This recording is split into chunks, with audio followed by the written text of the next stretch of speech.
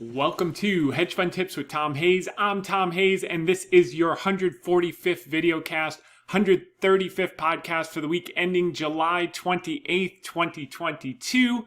My wife's birthday, so this is going to be shorter than normal. We'll start off with the media quick, and we've got a lot of great stuff to cover. So thanks for tuning in. First, I'd like to thank Ellie Terrett and Liz Clayman and Finley Walker for having me on the Clayman Countdown on Tuesday. We'll cover that in a bit. Also want to thank Asia Celestino, Ali Thompson, and Ellie Park for having me on Cheddar on Tuesday to discuss Microsoft earnings, big tech earnings, etc.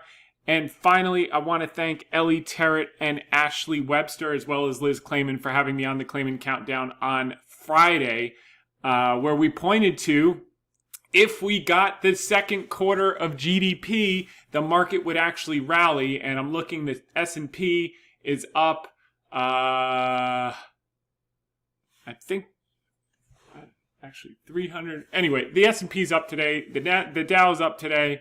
The NASDAQ's up today. And everyone was pretty pessimistic going into this. And bad news is good news, and we'll talk about why. I want to thank Ellen Chang, who did this great article on semiconductors and how the auto chip supply is coming back online. Click here to read it at thestreet.com. And on to the next. So we're going to do some China updates, China and Alibaba updates, and then move to the general market article of the week, and then ask me anything questions. We've got a few good ones. So first, Beijing plans strategy to avoid U.S. market delistings. There's a lot of confusion going back and forth about this. Our thesis has never been related to whether they stay listed in the U.S. or they don't stay listed in the U.S. We own it in Hong Kong now. The shares are fundable. If you own the ADS in the U.S., you can switch out to Hong Kong for a nominal fee with your broker. If you own the options, you can exercise the options, buy the stock, and then switch it out to Hong Kong. So there's a lot to do there. Then the China regulator denied the report. Usually what we find is every time they deny, it happens a few months later. Maybe this time will be different, but I doubt it. China's contrarian view, Citibank's contrarian view on China economy is turning the corner. Feels like a moment of capitulation, says Snyder. Well, that moment was in March. Where were you back then? But nonetheless, et cetera, et cetera, et cetera. So more and more sell-side houses are coming around to the idea of investing in Chinese equities. China says Xi leaders got local shots and rare disclosure. Okay, well, they're obviously not working, or you wouldn't be having the shutdowns. China bulls say July's slide is a blip as worst is over for stocks. Now, keep in mind, this was after the best week in Hong Kong, Shanghai. So opinion follows trend this week. This weekend, the articles will be more negative because you had a softer week this week. And so the game goes. But Fidelity and GAM say China equities may outperform in the second half. Earnings estimates for China, Hong Kong stocks are on the rise. That is key.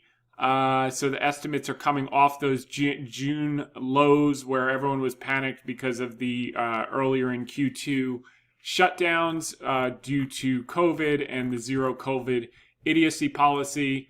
But it is what it is. Hong Kong listed firms from 10 cent to SenseTime push stock buybacks to new heights to defend valuations.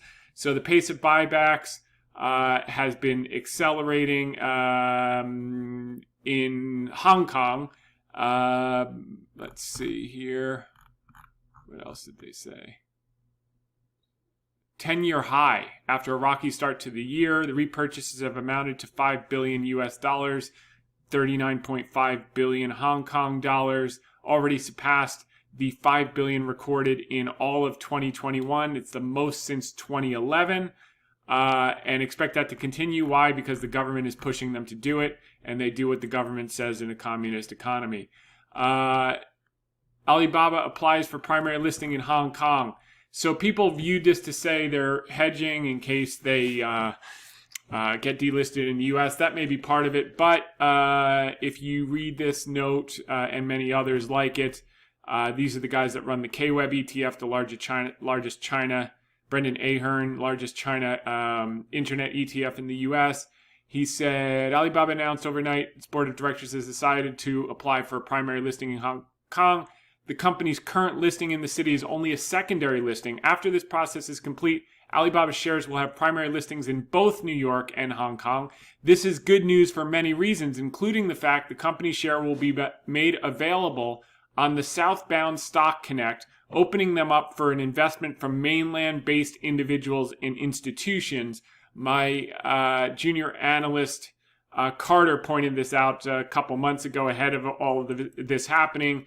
The expectation that it would happen much later, and it's happened sooner. So this will add incremental buyers, maybe about $10 billion of buying power for a $300 billion market cap. It's not a game changer, but it will incrementally help and add new buyers. This will also open the stock up to new pools of capital and additional liquidity. We believe this could also allow long-only portfolio managers to take a position in Alibaba and re-enter China's internet sector overall. Furthermore, the primary listing in Hong Kong could become the Alibaba representative share class in global indices should trading volume rise appropriately. The average trading volume in the company's Hong Kong listed shares is likely to rise from the current $0.7 billion a day closer to the New York volume of $3 billion. Tencent already has this privilege. It hasn't helped Tencent much, by the way, yet. But that's going to change. And, further liquidity is a positive thing. But I think there have been a lot of people in mainland China that wanted to own Alibaba for a long time. So it may be more pent up than was the case with Tencent. And it could be happening at the exact right time with some of the other things that are happening.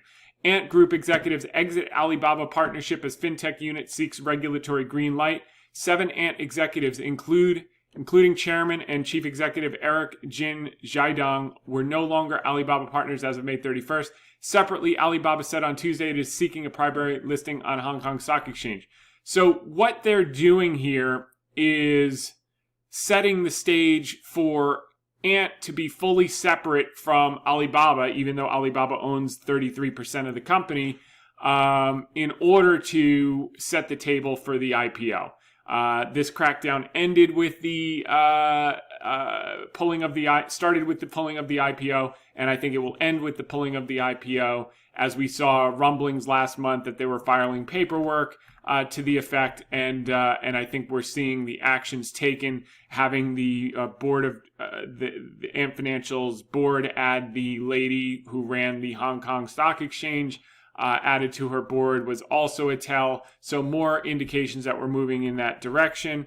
This was the letter from the chairman and CEO letter to shareholders talking about their strategies forward. The other thing that someone pointed out, which I also thought was interesting, is that they're reporting on August 4th.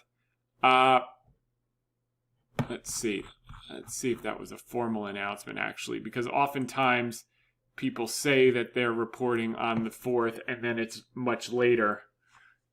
No, they are reporting on the 4th. That is like almost a month earlier than they normally report. So, people are speculating maybe that's bullish. Why would they come out a month earlier than normal? I guess we're going to find out on August 4th, so we'll look forward to that. Hong Kong seeks primary stock listing for Stock Connect to access wider and more diversified investor base. Has received approval from to add in Hong Kong as another primary listing, etc., etc., etc. So that's all positive. Next, China plans 3-tier data strategy to avoid U.S. delistings. Again, they denied that, but obviously this is going from credible sources. This is the Financial Times, not someone's blog. So my guess is that this is actually happening. And that's a good thing. China's central bank seeks to mobilize $148 billion bailout for real estate projects, so that's positive. Biden will speak to Xi on Thursday. He spoke to Xi, and basically Xi told him, don't interfere if, don't send Pelosi, and if you do, you could get burned. So the call obviously didn't go well. Unlike previous administrations, Biden got no orders for Boeing planes. He did nothing to change the dynamics of the tariff issue. So everything he was set out to accomplish on the call was an abysmal failure. And that's that. So I liked,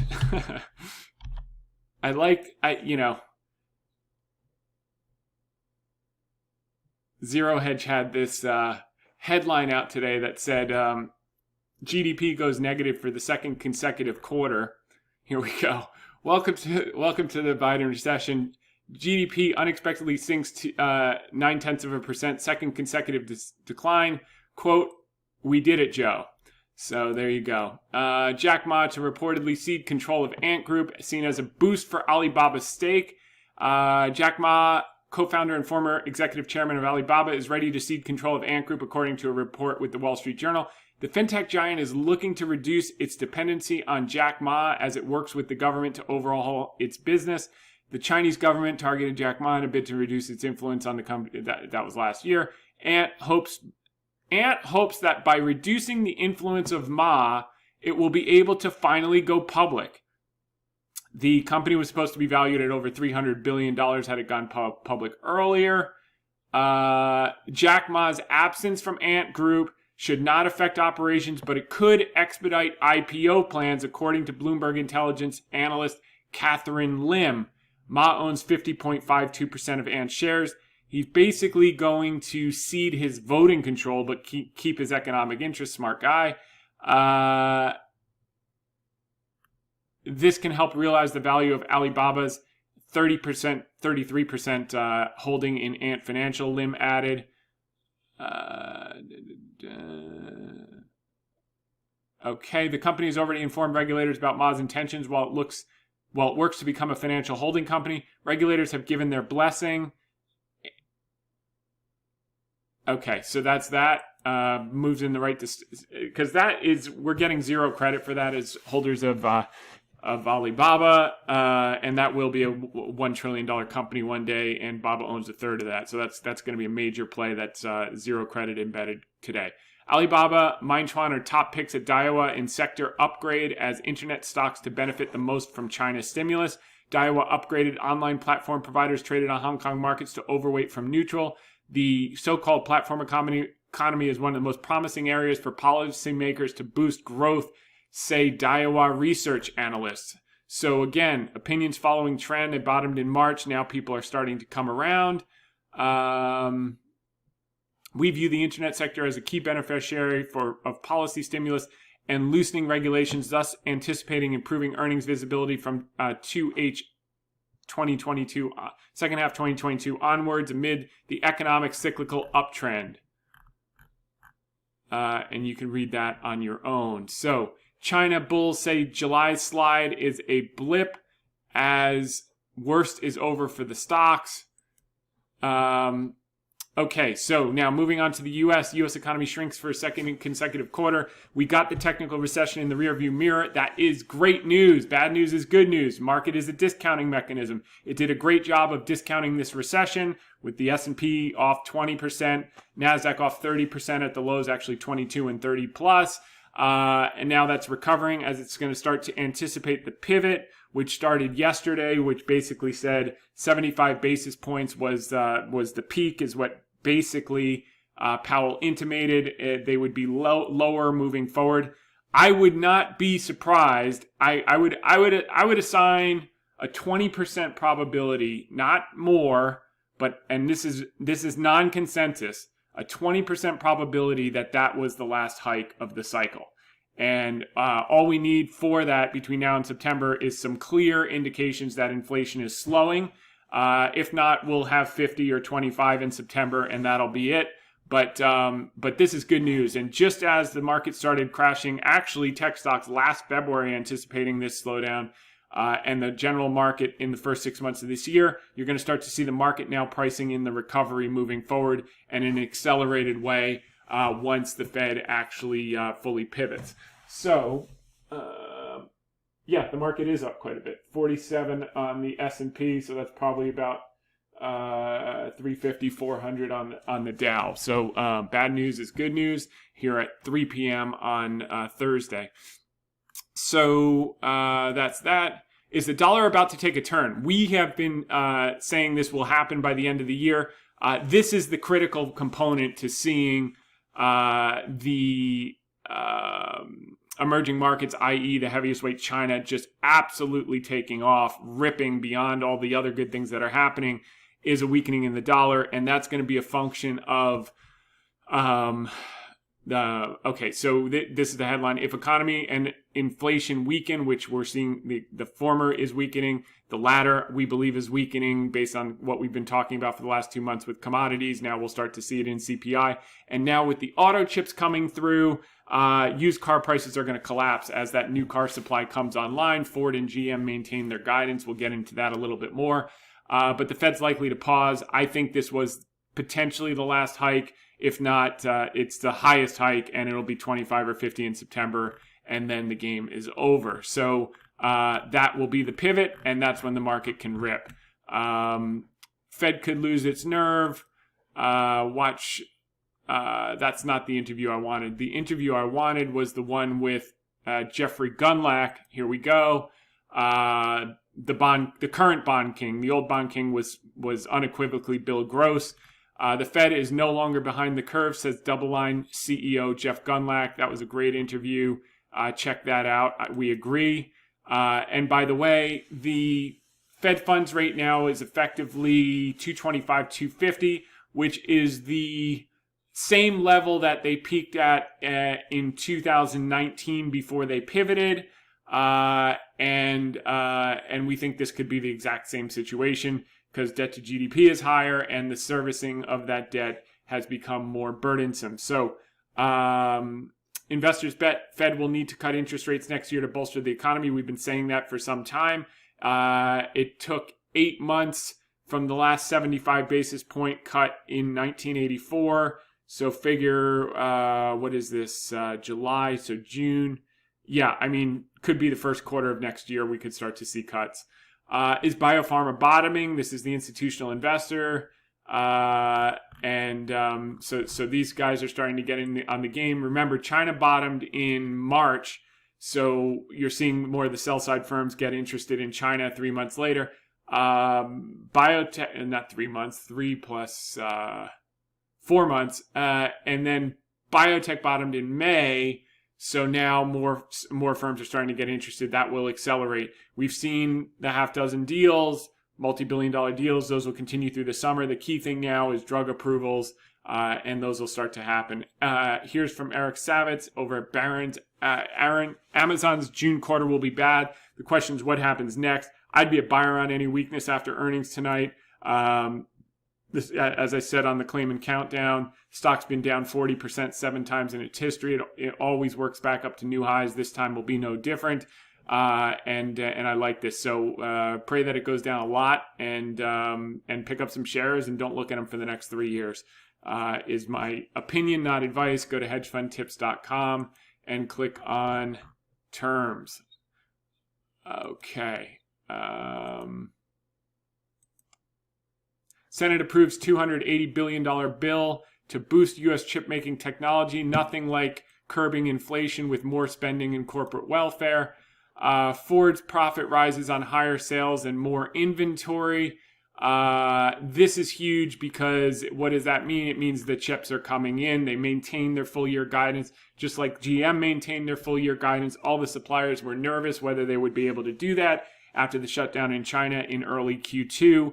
The tide has changed from the people I talked to in the last, since June, early June, so call it 2 months now. The chips are flowing in better than expected. We saw it in the earnings from 4 chip companies so far. We're going to see more as we move forward. We'll cover that in the article of the week. Royal Caribbean's loss narrows as customers splurge on board. We agree with that theme. Looking out 3 years. Automakers see some relief from chip shortages. This is from Ellen Cheng over at The Street. Thanks for including me in the article. Teva. Teva, we've had a nice little position just sitting there forever doing nothing. Tries to put an end to the opioid wars. They did a national settlement of $4.25 billion, so that's in the rearview mirror. Now they can focus on the business. I think this could be another stock over the next 3 to 5 years that winds up being a multi-bagger. It'll be bumpy in the short term because they have to wrap all of this up, but I think there's opportunity there. That was the biggest generic provider in the world. They got hit with that stuff, and now they're back. So or getting close to back. So that's something to keep an eye on. And that alarm right there means that semiconductors are kicking ass today. Remember, no one wanted tech, and we kept saying value tech, China tech, biotech. Well, it's all happening, folks. It sometimes takes a little longer than expected, but it invariably always works out. Operating with increased intensity, Zuckerberg leads Meta into the next phase. I think this is a home run. We bought some long-dated spreads out to 2024 this morning. Wish we could buy a lot more. There was just nothing we wanted to sell to do it. But if the opportunity, my gut tells me this is going to be the last time you're able to buy the stock this cheap ever again. So I think you want to buy some Amazon shares on the cheap, and I think you want to buy some Meta shares on the cheap. While you can, and just tuck them away and don't think about them for the next 3 years. Grocery bill inflation might have peaked. Okay, that's good. We keep talking about getting the commodity prices to the cash register. It works on a lag basis.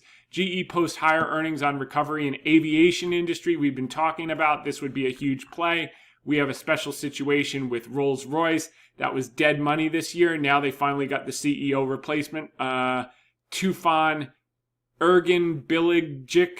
He's a BP veteran. This guy's highly qualified to run this business, and we think he's going to get caught up in the tailwinds of the aviation recovery and mint money over the next 3 to 5 years. So it's good to see some resolution on that front. Joe Manchin reaches deal with Chuck Schumer on energy, healthcare, and tax package. So, and the quote of the day, Charlie Munger. I can't give you a formulaic approach because I don't use one. I just mix all the factors, and if the gap between value and price is not attractive, I go on to something else. And sometimes it's just quantitative. For instance, when Costco was selling for 12 or 13 times earnings, I thought that it was a ridiculously low value just because the competitive strength of the business was so great and it was so likely to keep doing better and better. But I can't reduce that to a formula for you. I like the cheap real estate. I liked the competitive position. I liked the personnel system. I liked everything about it. And I thought even though it's 3 times book or whatever it was then, that it's worth more. But that's not a formula. If you want a formula, you should go back to graduate school. They'll give you lots of formulas that won't work. Charlie Munger, always laying it out straight. This is from Ryan Dietrich. Another sign of extreme capitulation in late June. Love this chart from JP Morgan. Showed a record 12% of companies were trading beneath cash and short-term investments. You don't see that every day. When do you see it? You saw it in 2009. You saw it in 2003. Generational buy opportunities and what we've been talking about in the last couple of months. Ant Group executives exit Alibaba partnership as fintech unit seeks regulatory green light. We talked about that as it related to the IPO. The better than feared stock market and sentiment results. This was the article of the week. I got a lot of incredible feedback on this one. Philip Vassiliou, the CIO of Legatum. Remember the interview we did just a couple weeks back. You can watch it here. The brothers, Chris and Richard, turned 10 million into 5 billion over 20 years. Philip's a partner with Christopher at Legatum. He's thoughtfully sent me this great note on Wednesday written by another investing legend, Howard Marks. And I've read Howard's notes over the years. He's a famous distressed investor. And this one was one of the best. And the most important lines for me were, quote, unconventional behavior is the only road to superior investment results, but it isn't for everyone. In addition to superior skill, successful investing requires the ability to look wrong for a while and survive some mistakes. While it's been nice to see Alibaba bottom in March and biotech bottom in May, it's been a long and unpopular road. There will be some who, quote, jump ship just before the money starts to pour in. There will be some who already sold in the hole and will buy back both of these investments when they have already doubled, and then sell on the first 15% consolidation pullback because they're the Johnny-come-latelys, late money to the trade. And there will be some that hold through and make many multiples of their money in a non-linear fashion. When it comes all at once. And I can tell you that returns are lumpy when you're talking about multi-baggers. So I know, because I've been to this movie many times before, and it has a very happy ending. The problem I've seen is that there are only a few people left in the theater to benefit from the happy ending, as most great movies all begin with a very rocky start prior to culminating in a happy resolution. That's the Hollywood formula.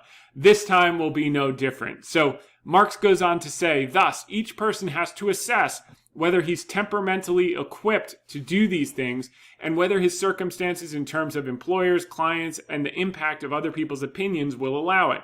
When the chips are down and the early going makes him look wrong, as it inevitably will, you can't have it both ways. Mark's line, quote, "You can't have it both ways," is the key to the kingdom in this business, in my opinion. Outsized returns do not come to the faint of heart who, with no process of analysis, no staying power, and no stomach for short-term noise or volatility. You simply can't have it both ways. As I like to say, they don't give away multi-baggers for free. You have to earn them, and sometimes with a few gray hairs. I'll give you the most extreme example I've seen. About 14 years ago, Charlie Munger convinced Warren Buffett that Berkshire Hathaway should buy 10% of a Chinese battery maker called BYD. They paid $230 million for 10% of the company. Today, the market cap of BYD is about $130 billion, which implies their $230 million became $13 billion over 14 years. Let me explain to you why this is so significant. And you can see this chart. The stock did absolutely nothing from 2008 to mid-2020. And what's also interesting that you don't notice from this chart is that you had, after they bought the stock, it went up to $11, and then it immediately collapsed to $1.45, almost 90% collapse over the next year and a half. Then it shot back up to $10 over the next 7 years. And then it collapsed back to $1, 90% drawdown. Is that $1? Or $5? So they had a 90% drawdown, and it looks like about a 60% drawdown after 12 years of doing nothing. And then what happened? All the returns happened in the last 2 years. So it's significant because they were wrong for the first 11 and a half years of their investment. Every index, manager, ETF, moron, day trader, psychic, astrologist, tarot card reader, chartist, and even a few good investors outperformed the hell out of this investment for more than a decade. Who would stick with such a ridiculous failure of an investment? Well, someone who knows what the hell they're doing, that's who. Someone who did the work, that's who. And someone who knew what they owned, that's who. And here are the financial statements during that period when the business was doing nothing. We have here just from 2012 to 2020, the top line tripled from $45 billion to $150 billion, and the stock did nothing. Operating income went from, looks like $5.9 billion up to $10 billion. Then you had net income went from $212 million to $6 billion. So the business was improving, the stock was doing nothing.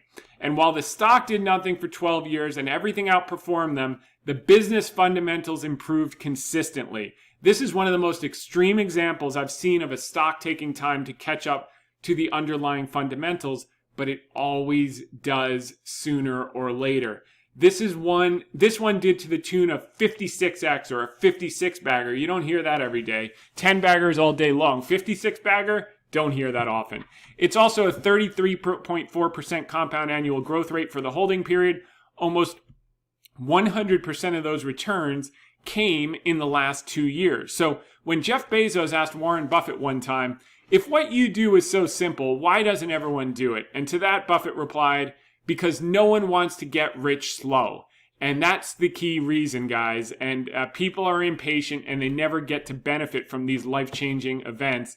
I was at the annual meeting in 2009.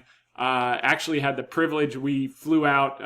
My boss at that time is good friends with Mario Gabelli. We flew out on Mario Gabelli's Citation 10. It was my first time in a private jet. Those things go really fast. I don't know that that's still the fastest one out there, but it was unbelievable. And when they announced this investment, and Buffett's sell-side trader from Chicago told me how to buy it in Hong Kong.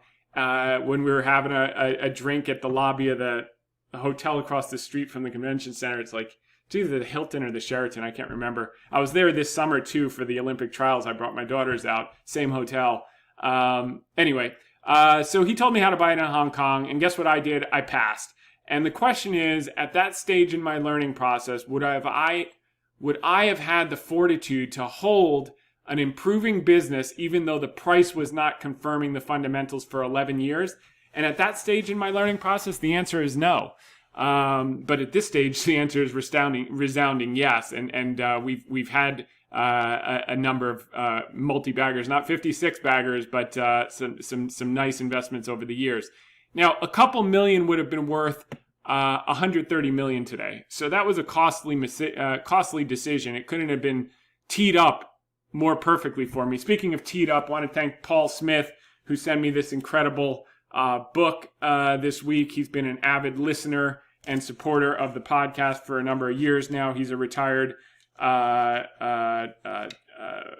trooper in Pennsylvania, and he sent me, a ball divot repair, which was amazing, and his card in case I get pulled over going, 100 miles an hour in one of those cars. And then and a nice letter. So just incredibly thoughtful, and it makes things real. We put out this hard work every single week, and I'm very grateful for that acknowledgement, and so looking forward to finishing this book. I've already started it. It's amazing. Okay, moving on. So that one cost 130 million. The key is to never make the same mistake twice. When I own a quality business that continues to improve over time, I don't sell regardless of outside pressures and opinions or short-term price. That philosophy has served me well over the years. I made a similar case on Alibaba on December 30th of last year, so 8 months ago. The stock price was $116 when we put out that article. Our basis was much higher. We've been fortunate to bring our blended basis down to $122 by buying massive options in the hole when the famous JP Morgan, quote, China is uninvestable report came out in March and the stock tanked. But we're still underwater on the position, and most people would say wrong with all capital letters. But most people would be unwilling to burden themselves with the facts we laid out in that note. So you can click here on the note from December 28th. This was the key point we made in the note, which has not changed. From 2014 to 2021, 7 full years, Alibaba grew revenues per share by 894%, cash flow per share by 559%, and earnings per share by 601%. Over the same 7 years, while the business grew many multiples, 500 to 900%, depending which metric you emphasize, the stock price gained 0%. Zero, zilch, nada. You can see it visually here. The IPO, this was 2014 prices, 2016 prices, and we're back to those IPO prices. The difference is the business is 700 to 800% better than it was. As Ben Graham said, in the short run, the market is a voting machine, but in the long run, it is a weighing machine. Because we know what we own, we added more stock. Knowing we can own one of the highest quality businesses in the world with a defensible moat, we're buying a business that has grown 5 to 9 times for the 2014 price it traded at before all of the growth. So here is Alibaba financials, just so you can visualize it. We've gone over this many times, but you're paying. So it did 52 billion in revenue in 2014. It did 850 billion last year, and you're paying the same price for the business. So tell me how that makes sense. It doesn't make any sense. But did this make sense? Did it make sense that BYD for 12 years, business went from 45 billion in revenue to 150 billion dollars in revenue, and the stock did nothing, and then all of a sudden it was a 56 bagger in a year and a half? When the money comes, it comes all at once. Trust me, I've been to this movie before, and that's exactly where we are. So I wanted to give you that visualization. According to the brilliant short-term thinkers who rarely make any real money over time, we are, quote, wrong, just like Munger and Buffett were, while the fundamentals of BYD grew, but the stock price did nothing. Like Marx referenced, we are, quote, temperamentally equipped to see it through, as price, the voting machine, always catches up with the fundamentals, the weighing machine, sooner or later. In this case, we expect it sooner as a number of catalysts are lining up in that direction in the near term, which we've just covered in the early part of this podcast. Thanks to Ellie Terrett and Ashley Webster for having me on Fox Business on Friday. This we went through the advertising business, Meta, Snap, etc. The other thing that we said before the whatever it was, 600-point rally yesterday and 400-point rally today, is that no one is positioned for any good news. Geopolitical, inflation, or guidance. Cash levels are the highest since 9/11. Recession fears are the highest since April 2020 and March 2009. Both of which were lows in the market. Stock market's a discounting mechanism, so while we may be in or will have a recession, the market will bottom before it's declared. Managers will have to chase up and panic buy any further unexpected strength. Here's the key that I said on Friday, and you should play the video if you have a minute. If GDP comes in negative for Q2, consistent with the Atlanta GDP now, it may be a relief rally, as it will be viewed as, quote, in the rear view mirror versus a dreaded when is it coming as it relates to the recession. And that's exactly what's happened. Negative GDP print could also be the impetus for the Fed to slow down or pause pivot as early as September, which we covered earlier, provided we begin to see lower commodity prices filtering through to the cash register in coming weeks and months, which we believe we'll see. The Cheddar interview was 12 minutes about all the tech companies, the recession. Definitely a worthwhile watch, thanks to Asia and Allie Thompson and Ellie Park. And then thanks again to Ellie Terrett and Liz Clayman and Finley Walker for having me on again on Tuesday. We were talking after Walmart got crashed for discounting inventory, which we've been talking about for the last couple of weeks was going to be happening across the board. We've seen it. This is disinflationary. The other news that's disinflationary was NXPI, Taiwan Semiconductor, Qualcomm, and Texas Instrument all reporting that their auto chip business is booming in Q2, which means the Ford and GM were able to maintain their production guidance for this year, along with IHS talking about global car production will be 80 million. They reaffirmed that this past month, which means that chip suppliers are going to do auto suppliers are going to start to do great and benefit from the operating leverage. That is a major component of CPI. As used car prices collapse, you can see how elevated they got during the pandemic and during the chip shortage. As those collapse, that's a major heavyweight component in GDP. You're going to see in CPI, which is going to help CPI to roll over in coming months as well. We also talked about Amazon, which is getting the retail exposure without the risk, because if you buy AWS in the ad business, which is doing $45 billion in operating income this year, you get the online retail business, e-commerce business, Whole Foods business, and Prime business all for free for a limited time offer after earnings tonight. If you get some weakness, I think it's an opportunity. IMF downgraded global GDP. And I said, reiterated, if negative GDP print for Q2 this week is a technical recession, you could see a pivot from the Fed, which is bullish, bring record institutional cash off the sidelines, highest since 9/11, according to BOA. As we're already in a recession, the market is a discounting mechanism, and we'll start to look forward to recovery after the recession. Bad news could be good news, and that's what we're seeing today. So we called that one. We continue to focus on sectors that can perform in a slower growth environment, like biotech, which is now up 30% off its May lows. The key drivers are the FDA back to drug approvals, number 2, animal spirits with the deals, and number 3, multi-decade low valuations. Now, the Fed, as anticipated, they raised 75 basis points and stated that further moves would be data dependent. It was no coincidence that the CBO published its debt sustainability report an hour or so before the Fed announcement, along with this chart with their estimates of federal debt.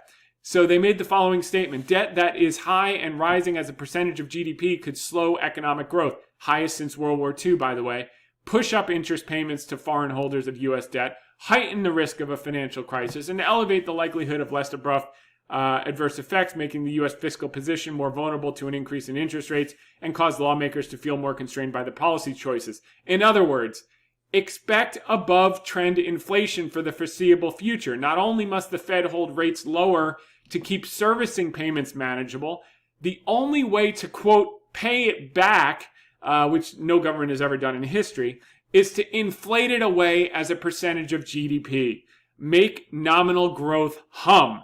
And this is a similar strategy to what succeeded post-World War II. Debt to GDP collapsed through above-trend inflation and nominal growth.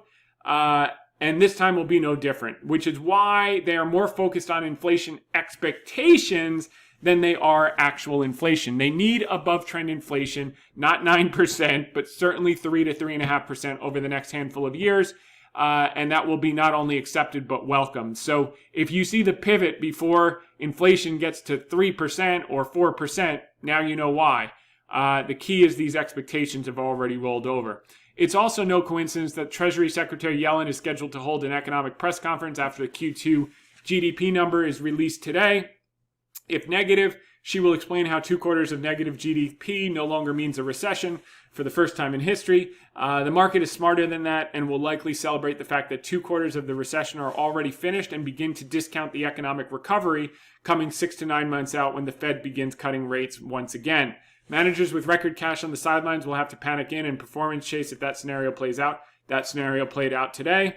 So you can see their cash levels in a visual. If the GDP print is positive, Yellen will take a victory lap and the market will likely be subdued, wondering when the next recession will actually arrive. In short, bad news will likely be good news and vice versa. It's opposite day, and that's exactly what happened. Bad news was good news, and it played out as anticipated.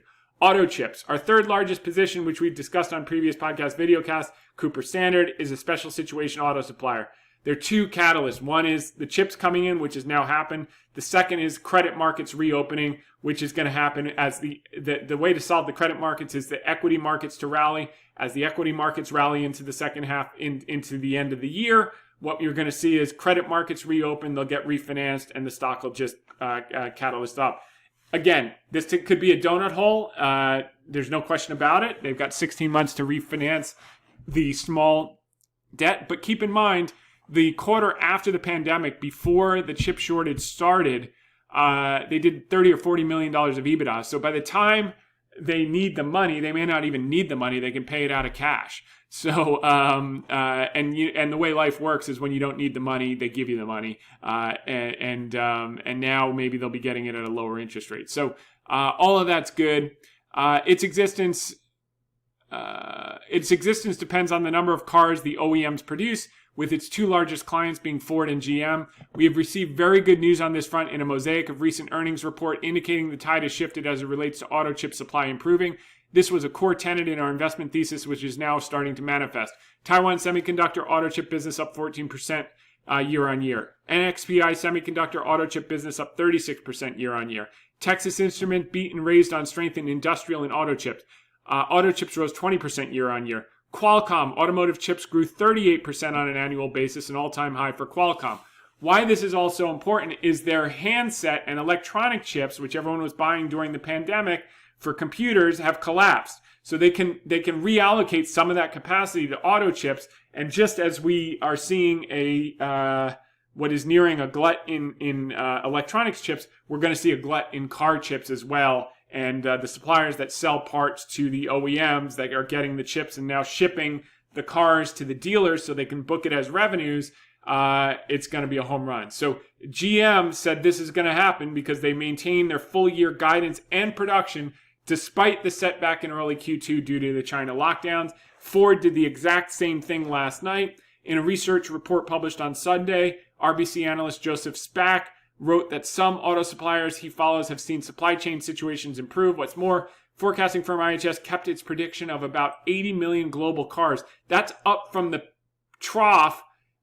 pandemic trough of 65 million. So we're coming back in a serious way for the full year 2022 earlier this month, despite volume slipping out of the second quarter because of problems in China. GM and Ford are key. They can only book revenue when they send the car to dealers. They can only send the car to dealers when they have auto chips. The color is now that the tide has changed in the latter part of Q2 and chips are flowing again. This is critical for auto suppliers as they get paid when OEMs are shipping cars, and OEMs can ship cars if they have chips. Okay, so I repeated myself only 6 times on that one, but that's what happens when you finish an article at 6 in the morning. The machine is now unclogging, and 2 years of unfulfilled backlog can now start to be filled. The operating leverage will be enormous. Earnings are coming in better than feared. 68% beat rate so far on the top line. 68% beat rate on the bottom line. 65% on the top line. We'll see the new numbers tomorrow from FactSet. Fear is still there, which is a beautiful formula for the market to push higher, climb the wall of worry. Bullish retail investors were only 27%, down from 29% last week. Bearish were at 40%, also down 2%. So more people are moving into the neutral camp from abject fear.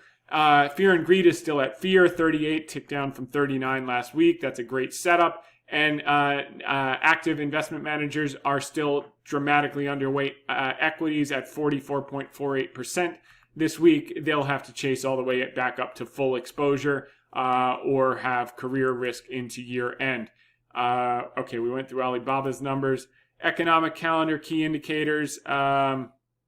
Consumer confidence missed again. So again, these are all things that point to the Fed pausing. New home sales were weak. Case-Shiller showed home prices softening. That's good for inflation. We saw, by the way, China's industrial profit came in much better than the previous print. So they're coming out of their Q2 horror show with some strength starting to show up. Other key things, you had a big draw in crude. That's not good. Continuing jobless claims was better than expected. Initial jobless claims was worse than expected, 256,000 versus 253,000 estimated. So again, that points to potentiality for a pause. And then we'll see core PCE tomorrow. And we'll see the rig count, which, by the way, is now at 758. Pre-pandemic was at 790. So again, you're going to see more and more of that U.S. production come online. It looks like, I mean, we'll see what happens in the coming weeks, but not only did Biden fail on the China call today, but it seems like he completely failed and embarrassed himself in the Saudi trip. I hope he proves me wrong and we see some of that production start to flow up to that 13 million barrel a day production, but that's kind of embarrassing. And the fact that he came away with no orders, the last administration would have wrote an order for, 100 planes from the Chinese this morning on the phone call. But, it is what it is. So, you take the good with the bad on both sides. Earnings, we went through that. Those have been strong. Estimates have come down modestly, but not materially. I think from 250 down to 247.8, so a couple bucks. People were saying it had to go to 230. I don't think that's going to be the case. I think it's happened already in real terms. You got 9% inflation and they've stayed relatively flat. So that's that. ARK, Carter did the top 30 weights. So the cumulative earnings power of these top 30 weights has fallen from negative 74 to negative 75. So they're basically flat. We do, one sector and subsector a week. Now, questions. Mikhail Bobkov sent me a really interesting long email. He's got a thesis for ASOS, which is a growing e-commerce company based in the United Kingdom, primarily selling apparel. And I didn't expect there to be...